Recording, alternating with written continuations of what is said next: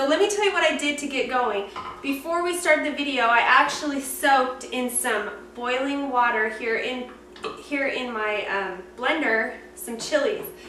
And what I've got here is I've got 2 Guajillo chilies, 2 chili pasillas, and a California chili. And right now I'm just getting all the seeds out of them, and then we're going to pop them back into the blender. More water than I want in my blender, so I'm going to pour some of that out into my blender.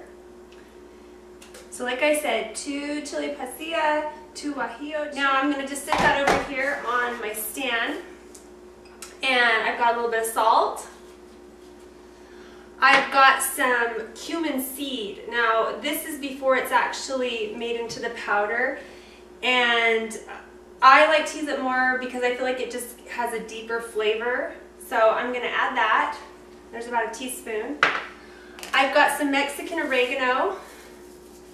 And if you remember, I always tell you, you got to make sure you crumble it up, because even if you put it in the blender is going to swish it around, but it's not really going to give it that crumbled that your fingers will do, and that will just release all of the good flavors and fragrance from that.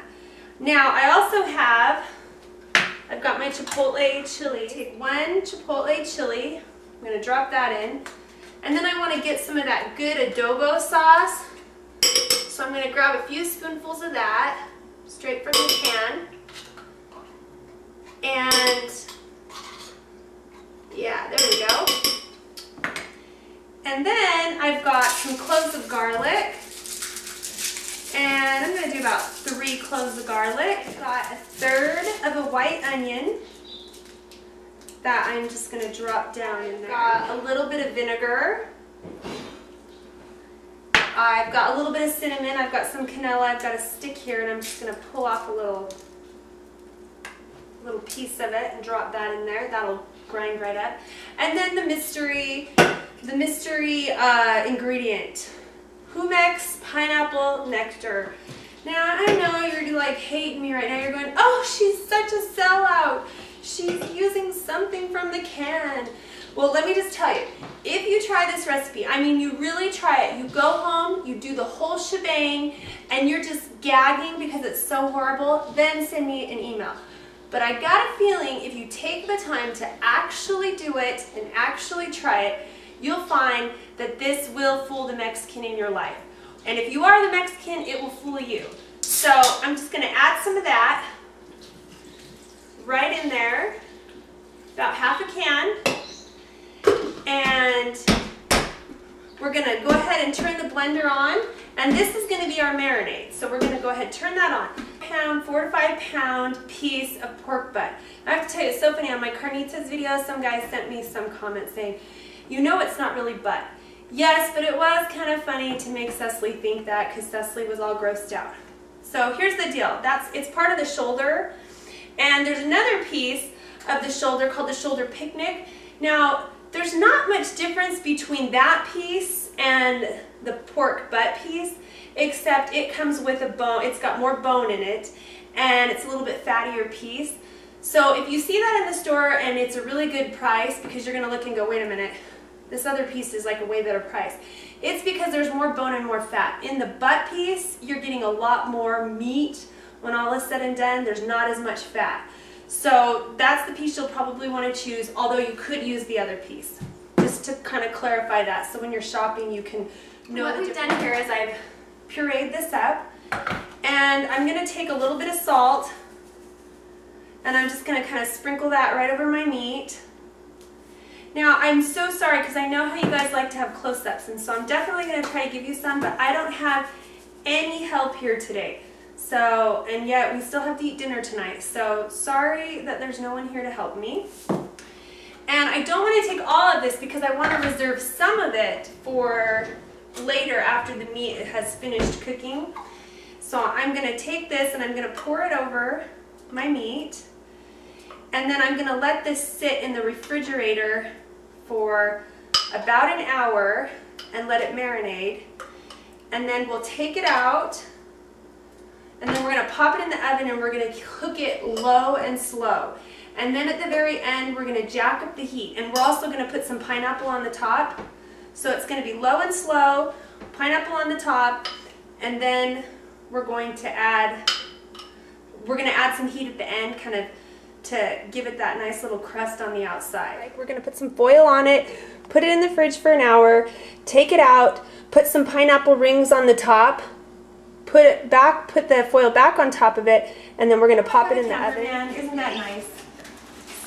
So we've had that in there for about an hour, and you want to make sure, and I didn't make sure that I explained this to you, so I want to make sure now.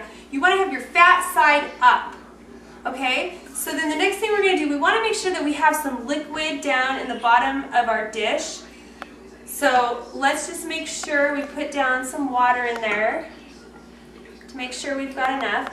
And then I've got some pineapple slices that I'm going to put over the top here. And obviously, first choice is going to be some fresh pineapple. If you don't have that, you can always use some canned, but fresh would always be first. So now I'm going to take this, I'm going to cover it back up. You want to make sure you kind of keep an eye on it and make sure you've always got some nice liquid in the bottom. We're going to put this in the oven on 325 degrees for 3 hours, anywhere between 2 and 3 hours. You're going to have to be watching it, depending upon your oven and how your oven works. But 3 hours is what you should expect. And then about at 2 hours and 45 minutes, you're going to take off the foil. You're going to crank up your oven to 400, and then you're going to put it back in the oven, and that's just going to crisp it up kind of a little bit on the outside of it for the last 15 minutes.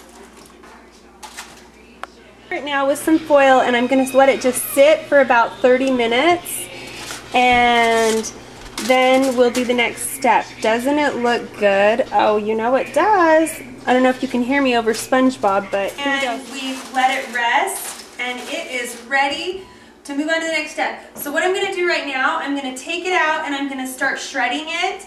And after I shred it, then I'm going to add a little bit of my sauce to it.